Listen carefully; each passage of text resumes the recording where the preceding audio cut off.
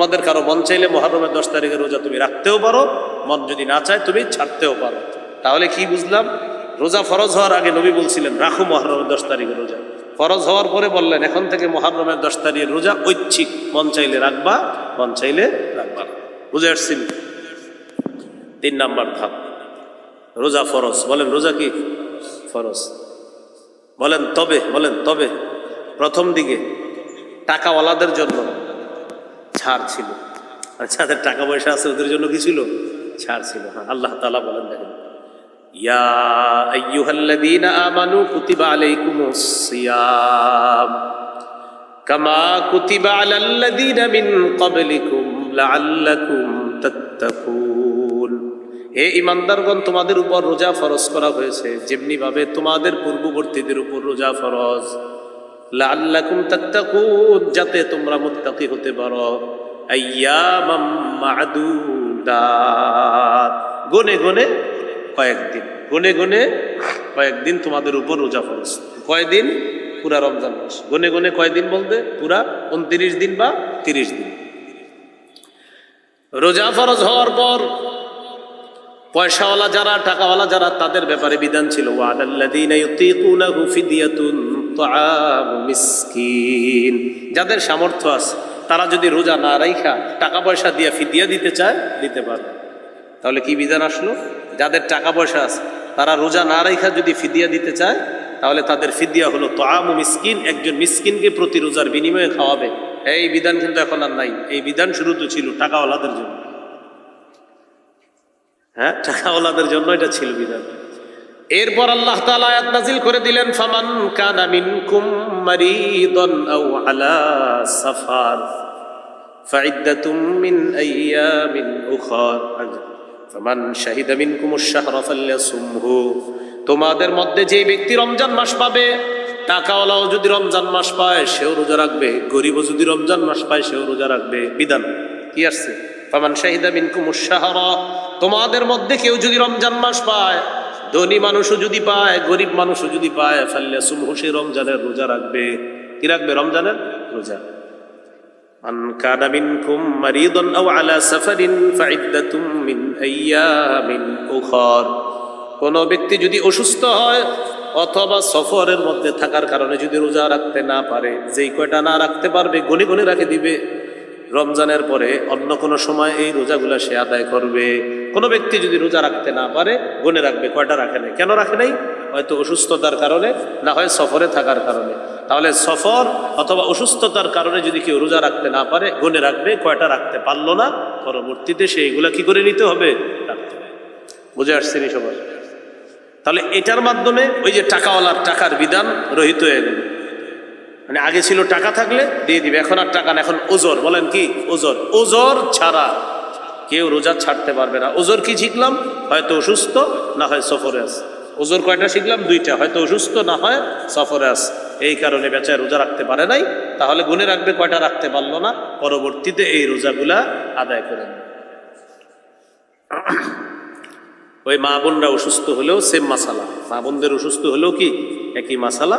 গুনে রাখবে কয়টা রোজা অসুস্থতার কারণে তারা রাখতে পারেনি, বাস পরবর্তীতে এই রোজাগুলা তারা আদায় করে নেবে। বুঝে আসছেনি সবার? এক্ষেত্রে একটা মাসালা, মা বোনরা যদি শাওয়াল মাসে রোজাগুলো আদায় করে, কোন রোজা? ভাঙতি রোজা। মনে করেন আমাদের কোনো মা বোন আল্লাহ প্রদত্ত অসুস্থতার কারণে রমজানে 4টা 5টা 6টা রোজা রাখতে পারে না, তো মনে করেন তার 5টা রোজা রাখা হয় নাই, তো তিনি এখন এই রোজাগুলা শাওয়ালে রাখা শুরু করছে। শাওয়ালের যে 6 রোজা ওইটার ফজিলত চাইলে সেটা আলাদা রাখতে হবে, আর এই ভাঙতি রোজা 5টা এটা আলাদা রাখতে হবে। বুঝে আসছেনি? অনেকে আবার চিন্তা করে যে শাওয়াল মাসে যদি নিয়তটা করে ফেলি, জি না, শাওয়ালের ফজিলতের নিয়তের রোজা আলাদা 6টা, আর যেই 5টা আপনি রাখতে পারেন না রমজানে, এই 5টা আলাদা রাখতে হবে। তাহলে উদাহরণস্বরূপ কেউ 5টা রোজা রাখতে পারে না এই রমজানে অসুস্থতার কারণে, এখন তিনি এই 5টা আদায় করলে এটা আলাদা আদায় করতে হবে। আর শাওয়ালের রোজার ফজিলত যদি অর্জন করতে চায় 6টা, তাহলে কয়টা হলো? 5 আর 6 11টা। হ্যাঁ, ওইরকম না যে আমি শাওয়াল মাসের রোজাও রাখলাম, নিয়ত করে ফেললাম, ভাঙতি রোজা না, হবে না। ভাঙতি রোজা আলাদা, শাওয়ালের ফজিলত আলাদা, এখানে তাদাকুল হবে না। তাহলে কি শিখলাম? 4র্থ ধাপ হলো ওজর ছাড়া কেউ রোজা ভাঙতে পারবে না, ওজর ছাড়া কেউ রোজা ভাঙতে পারবে না, টাকাওয়ালা হোক টাকা ছাড়া হোক, সবার উপর রোজা ফরজ। 3 নম্বর ধাপটা হলো রোজা ফরজ, তবে টাকাওয়ালাদের জন্য ছাড় ছিল। 4র্থ ধাপ, আর কারোর জন্য ছাড় নাই, টাকাওয়ালা হোক টাকা ছাড়া হোক সবার জন্য রোজা ফরজ। হ্যাঁ, অসুস্থ বা সফরের মধ্যে থাকলে তখন যদি রোজা রাখতে না পারে গুনে গুনে রাখবে, কয়টা রোজা রাখতে পারলো না পরবর্তীতে আদায় করবে। বুঝে আসছিনি? তাহলে আমি আবার বলি, প্রথম ধাপ অভ্যাস, প্রথম ধাপ অভ্যাস।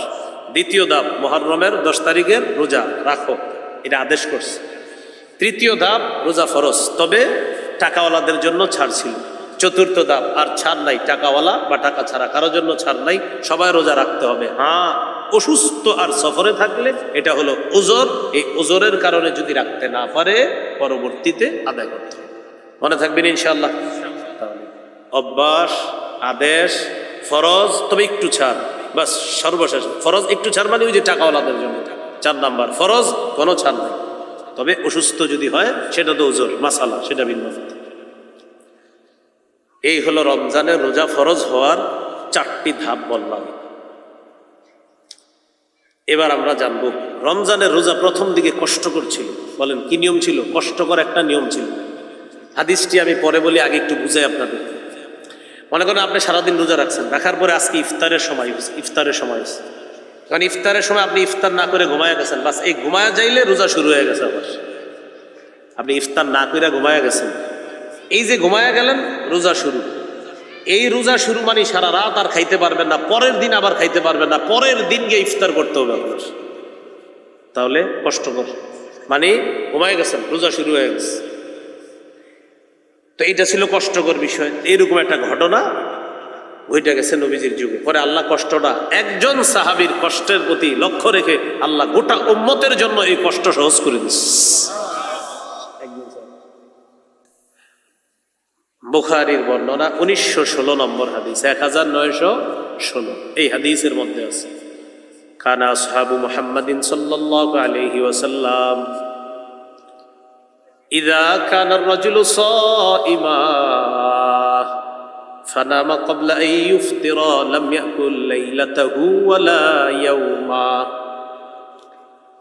নবীজির সাহাবীদের মধ্যে কেউ যখন রোজা রাখতেন, ইফতারির সময় যখন হতো, তখন ওই ব্যক্তি যদি ইফতার না করে ঘুমিয়ে যাইতেন, তাহলে ওই রাতে আর খেতে পারবে না, পরের দিনেও আর খেতে পারবে না, একদম ইফতারের সময় গিয়ে আবার ইফতার করবে। এটা ছিল আপনার শুরুর দিকে একটা কষ্টকর নিয়ম। নবীজির একজন সাহাবী, তার নাম কায়েস ইবনে সিরমাহ, মনে থাকবেন? কায়েস ইবনে সিরমাহ, কি নাম? ওনার নামটা মনে রাখবেন। এই তার কষ্টের দিকে লক্ষ্য রেখে আল্লাহ গোটা উম্মতের জন্য কিয়ামত পর্যন্ত রমজানের রোজার বিধান সহজ করলেন। নাম কি? সিরমা। এই কায়েস ইবনে সিরমা তিনি রোজা ছিলেন।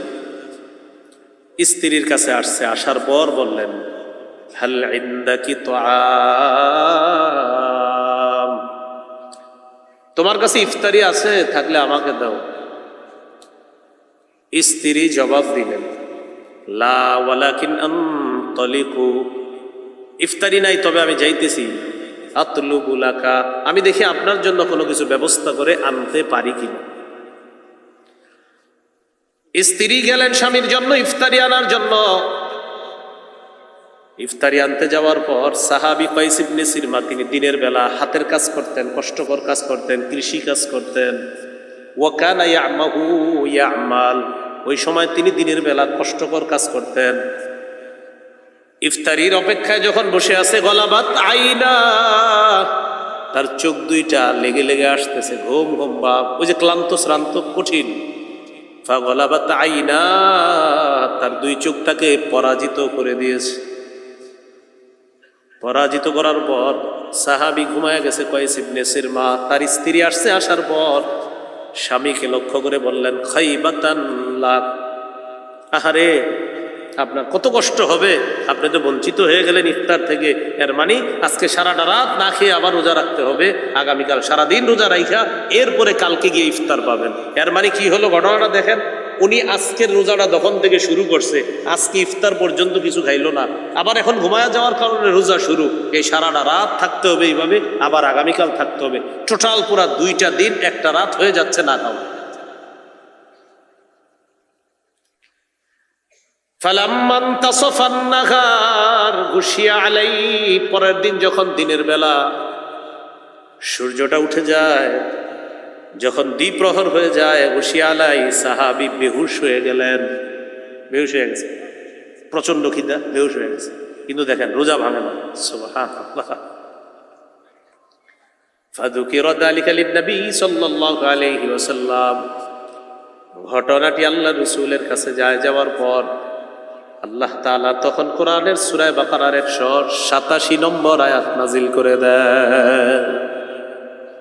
আল্লাহ তাআলা বলেন, কুলু ওয়াশরাবু হাত্তা ইয়াতাবায়্যানা লাকুমুল খাইতুল আবিয়াদু মিনাল খাইতিল আসওয়াদি মিনাল ফাজ, তোমরা খাও পান করো, হাত্তা ইয়াতাবায়্যানা লাকুমুল খাইতুল আবিয়াদু মিনাল খাইতিল আসওয়াদি মিনাল ফাজ, যতক্ষণ না পর্যন্ত কালো রেখা থেকে সাদা রেখা আলাদা না হবে ততক্ষণ পর্যন্ত তোমরা খাও। এর মানে যতক্ষণ না পর্যন্ত সুবহে সাদেক স্পষ্ট না হবে, মানে ফজরের সময় হওয়ার আগ পর্যন্ত তোমরা খাও। ফজরের আগের সময়টা হলো আপনার কালো, এই কালো অংশ না যাওয়া পর্যন্ত তোমরা খাও। আমি আল্লাহ বিধান দিয়ে দিলাম, এখন আর রাতের বেলা ঘুমাইলেও আর রোজা শুরু হবে না, বরং ঘুমায়া অনেকক্ষণ পর সাহারির সময় উঠেও যদি কেউ খাও, বাস শুধু দেখবা ফজরের সময় হয়েছে কিনা, ফজরের সময় না হওয়া পর্যন্ত বাস খাও, কোনো সমস্যা নাই। একজন সাহাবীর কষ্টের প্রতি লক্ষ্য রেখে আল্লাহ কোরআনের আয়াত নাজিল করে গোটা উম্মতের জন্য বিধান সহজ করুন। তাহলে নবী করিম সাল্লাল্লাহু আলাইহি ওয়াসাল্লামের সাহাবায়ে কেরাম